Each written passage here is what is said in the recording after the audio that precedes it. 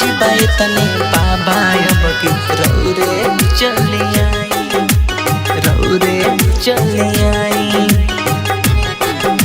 सावन के लहर बा कोरोना के कहर बा डर के हो कैसे जाई।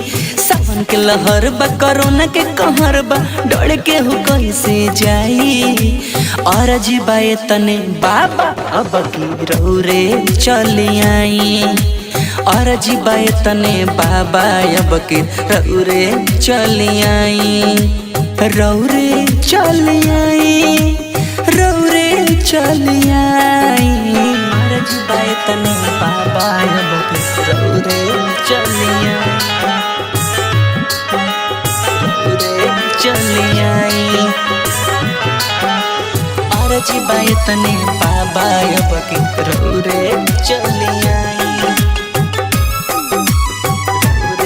चली आई। घर से बहरिया निकली कैसे लागे जुआ डरे, फेरी नजरिया हे भूलदानी अब लोग आना मारे। घर से बहरिया निकली कैसे लागे जुआ डरे, फेरी नजरिया हे भूलदानी अब लोग आना मारे। बंद बाबा जरिया सुन बाडा गड़िया कैसे कांवर की नहीं। बंद बाबा जरिया सुन बाडा गड़िया कैसे है कांवर की नहीं।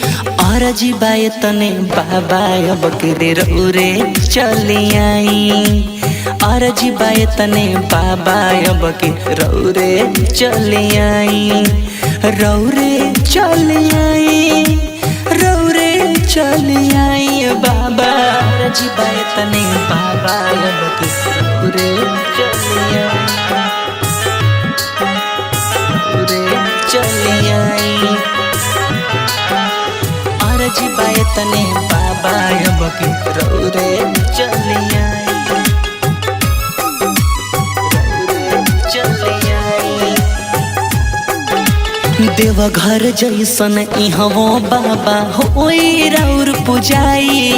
देवघर जैसन होला भजनिया ओ सही बलियो गाई। राइटर मोहित कर पवन भगता करी हे राउर पुजाई।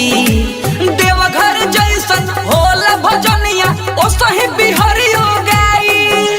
बहरी निकला तानी तो पुलिसिया देता डंडा बजाई। बहरी निकला तानी तो पुलिसिया देता डंडा चलाई। और जी बाए तने बाबा अब की रौरे चली आई, और जी बाए तने बाबा अब की रौरे चली आई, रौरे चली आई, रौरे चली आई।